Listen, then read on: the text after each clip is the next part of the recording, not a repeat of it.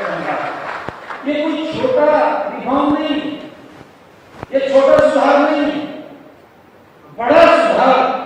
आदरणीय प्रधानमंत्री जी ने जीएसटी 2017 के बाद जब ये लागू किया था, उसके बाद बहुत बड़ा रिफॉर्म अगर किया गया है तो वो अब 2025 के अंदर आदरणीय प्रधानमंत्री द्वारा किया गया।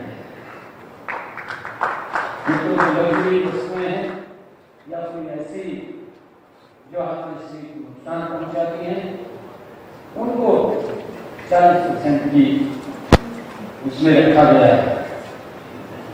मित्रों, 12%, 2.5% जैसा मैंने कहा है, दोनों को समाप्त कर दिया है।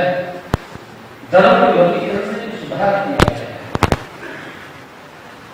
इसमें वर्गीकरण संबंधी विवाद और कम होंगे, मुकदमेबाजी से बचकर करदाताओं को दिया, तो इससे बड़ा लाभ नहीं है। कई तो लोग ज्यादा करके अपने कई प्रकार के परंतु को मालूम है कि अब कर की गली कम हो गई है, इससे कर के अंदर ज्यादा लोग आएंगे, ज्यादा लोग आएंगे तो साफ हो जाएगा, उससे भी लोगों को मुकदमेबाजी से वो बचेंगे, सब इलाज मिलेगा। मित्रों, नागरिकों द्वारा सामान्य उपयोग की जाने वाली वस्तुएं जीएसटी दरों को कम कर दिया और कुछ जीरो।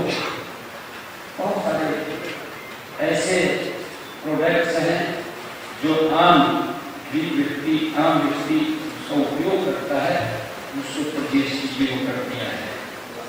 और मुझे खुशी है आप लोगों को, जीएसटी को खत्म किया गया नहीं प्रोडक्ट्स के ऊपर, परंतु कई वस्तुओं को प्रोसेस लगता था, जीएसटी भी लगता था, जीएसटी के बाद उसको प्रोसेस लगता था, सेस को भी पूर्ण रूप से वो खत्म करने का काम ये आदरणीय नरेंद्र मोदी जी ने किया है। मुझे बताते हुए पेट्रोल और प्रोडक्ट पर इन्वर्टेड ड्यूटी स्ट्रक्चर को भी हटाया गया है। इससे बिल्डरों के लिए पूंजी का अवरोध भी कम होगा।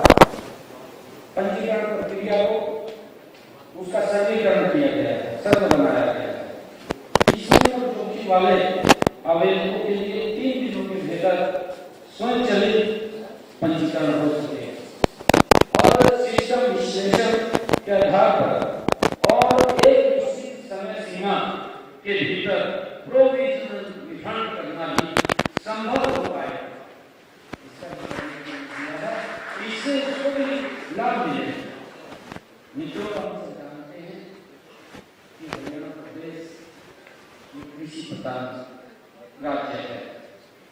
मुझे ये खुशी है आप सबके बीच में बताते हुए कि जीएसटी परिषद ने वर्तमान सुधारों में कृषि और किसान दोनों को अपने केंद्र में इसका ध्यान रखा है और फसल अवशेष प्रबंधन में उपयोग होने वाले हमारे जो कृषि उपकरण हैं उनके ऊपर जीएसटी को कम कर दिया है, उसकी दरें कम कर दी है। और मैं आपको बताना चाहूंगा कि जो हमारे कृषि से संबंधित प्रोडक्ट हैं, जैसे हमारे पैकेज दूध